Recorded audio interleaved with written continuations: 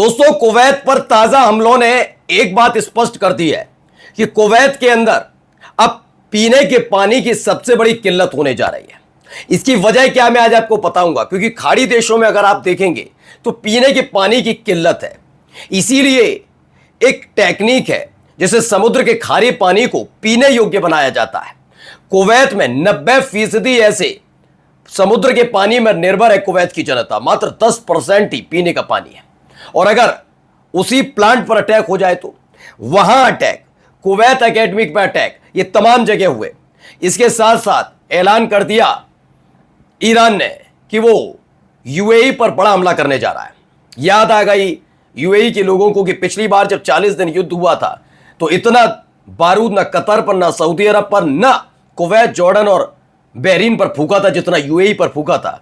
तो अब एक एक करके यूएई से लोग निकलने लगे, भागने लगे। उसकी तस्वीर भी आपको दिखाऊंगा खबर कि इसके अलावा कैसे कैसे एक और जगह पर ऐलान कर दिया गया है कि भैया सस्पेंड कर दिए फ्लाइट्स। उन्हें डर लग रहा है कि कहीं उनके भी एयरपोर्ट और प्लेन्स को टारगेट ना किया जाए। हमने आपको खबर दिखाई कि कैसे अमेरिका के एक MQ-9 रिपोर्टर उनको मार गिराया।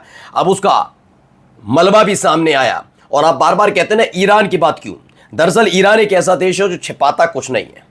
उसने अपने यहां हुए हमलों को सरकारी टीवी पर चला दिया कि देखिए ये सारा का सारा नुकसान हुआ है। हाँ, ये अमेरिकन हमले में नुकसान हुआ, ये सबके सामने रखा। और सवाल ये कि क्या वाकई जेडी वेंस डोनाल्ड ट्रंप का तख्ता पलट कर देंगे? क्योंकि इस बार उन्होंने जो बयान दिया उससे तो ऐसे ही लगता है। नमस्कार, मैं हूं प्रज्वल गौतम और आप देख रहे हैं न्यूज सर्किल। खबर यहां से पहले देखिए क्या हालत है, धू धू करके जल उठा है पूरा।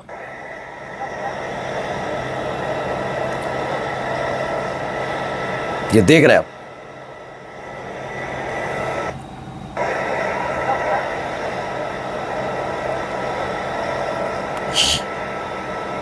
पूरा धू धू करके जल रहा है। तो खबर क्या निकली? ईरान की बैलिस्टिक मिसाइल हमले के बाद धू धू कर जलता हुआ कुवैती एकेडमी ऑफ सिक्योरिटी, यहां पर एक बड़ा हमला हुआ है। कुवैत के हालात इस बार सबसे सबसे सबसे ज्यादा बुरे बताए जा रहे हैं।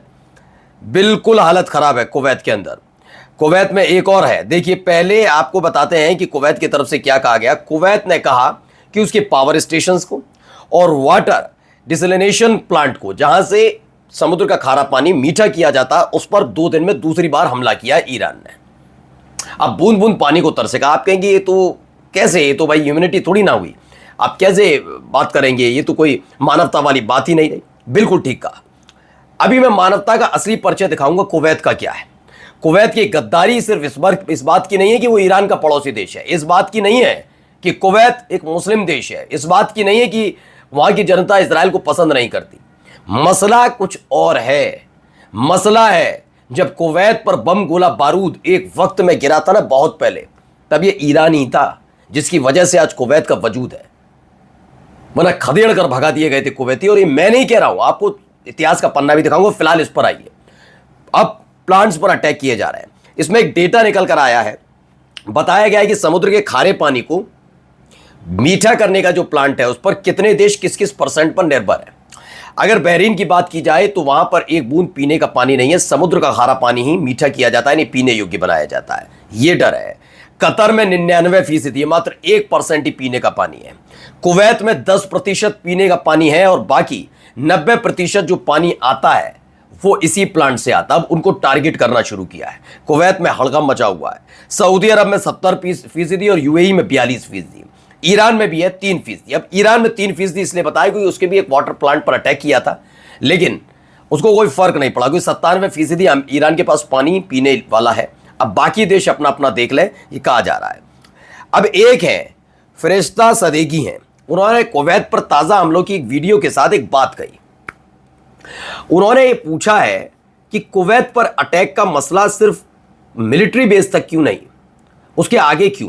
तो ये गद्दारी है। दरअसल इसमें लिखा है, इन्होंने बताया है, ये खुद ईरान के लोग हैं, ईरान के। इन्होंने कहा कि जब सद्दाम हुसैन ने 1990 में कुवैत पर अटैक किया था, कुवैत अंदर तक हिल गया था, समझ नहीं आ रहा था क्या करना है। पड़ोसी देश ईरान में कई कुवैती फैमिलीज भागी थी और ऐसा नहीं कि उन्हें रिफ्यूजी कहकर, कुवैती कहकर लताड़ के भगा दिया हो। अपने देश के अंदर ईरान ने, वहां की जनता ने कई दिनों तक उन्हें शरण दी थी। कई देखिए, उन्होंने कहा कि मुझे याद आती है कुवैती फैमिलीज जो कई सालों तक ईरान में रहे, लेकिन आज कुवैत क्या कर रहा है?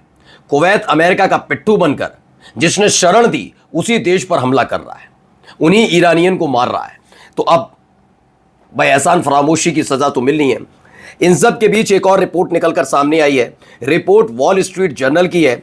द हॉर्मुज रिपोर्ट ने इसको दावा किया है कि द वॉल स्ट्रीट जर्नल की रिपोर्ट के मुताबिक ईरान ने अबू धाबी को बता दिया है, क्या बताया, सऊदी अरब और ओमान को बताया है कि वो यूएई पर जबरदस्त अटैक करने जा रहे हैं।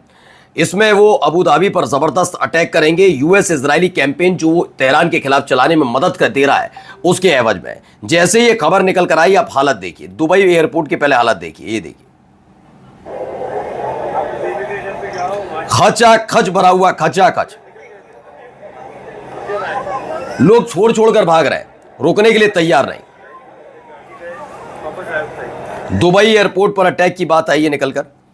उसके बाद इसमें निकलकर सामने आया दुबई एयरपोर्ट पूरी तरह से खचाखच भरा हुआ है। लोगों में डर है कि कभी भी ड्रोन अटैक या मिसाइल अटैक हो सकता है। दूसरा भी निकल कर आया, जरा सोचिए, एक इंडियन है जो अबू धाबी एयरपोर्ट पर है, वो क्या कह रहे हैं, जरा सुनिए। अभी ये यहाँ अबू धाबी एयरपोर्ट के हम लोग लास्ट 1 घंटे से यहाँ लाइन में खड़े हुए हैं और यहाँ करीब 200-250 लोग लाइन में हैं और हम अटलांटा से आए हैं और काफ़ी लोग हमारे साथ यहाँ पे बाकी इंडियंस और अदर्स आए हुए हैं और हमारे कोई पता ठिकाना नहीं है कि हमें कब होटल मिलेगी, कल की फ़्लाइट मिलेगी, परसों की फ़्लाइट मिलेगी। और सुनने में ये भी आ रहा है कि यहाँ पर ईरान कुछ अटैक्स इंटेंसिफाई कर रहा है जिसकी वजह से लोगों की तादाद बढ़ गई है जहाँ, और हम यहाँ परेशान खड़े हैं। ये अबू धाबी एयरपोर्ट का सीन। तो अबू धाबी एयरपोर्ट पर अटलांटा और अमेरिका से के अन्य शहरों से जो यात्री एतिहाद की फ्लाइट से भारत लौट रहे थे उनकी फ्लाइट्स कैंसिल हो गई। अगले 24 घंटों में एतिहाद की फ्लाइट्स उपलब्ध नहीं है या फिर फुल है। यहां चर्चा है कि ईरान दुबई पर हमला कर सकता है और उसके बाद से हालात कुछ इस तरह से बन रहे हैं। बहरीन से भी खबर आई कि जहां यूएई पर खतरा मंडरा रहा है अटैक का, तो वहीं दूसरी तरफ बहरीन ने मना कर दिया कि उसके एयरपोर्ट फिलहाल बंद है, फ्लाइट कैंसिल है, airport suspend all flight operation and escalating tension and renewed explosion. उन्हें डर सता रहा है कि एक बड़ा हमला उनके यहां ना हो जाए। आप सब पूछ रहे थे कि भैया अगर वाकई MQ-9 रीपर ड्रोन मार गिराया तो मलबा भी तो मिला होगा, मिल गया मलबा। ये देखिए, ये MQ-9 रीपर ड्रोन का मलबा है जो मिला है।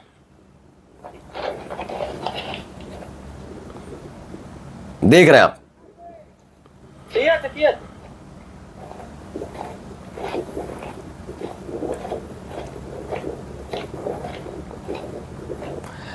तो खबर क्या है? खबर न है कि MQ-9 रीपर ड्रोन देलोरान में मार गिराया, उसके बाद उसका मलबा पड़ा मिला है।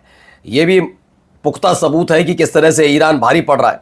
अब जरा पहले जेडी वेंस की भाषा सुनिए। जो जेडी वेंस ईरान पर हो रहे अटैक को लेकर बिल्कुल भी ट्रंप के साथ खड़े नहीं है, इजराइल के साथ खड़े नहीं है। पिछले कुछ दिनों से वो इजराइल के खिलाफ बयान दे रहे हैं और इन सब के बीच चीन को लेकर कुछ कहा है जो ये बताता है कि वो अब ट्रंप की कुर्सी पर नजर बनाकर बैठे। देखिए, most important part of American foreign policy is actually the strength of our domestic economy and the strength of our domestic population.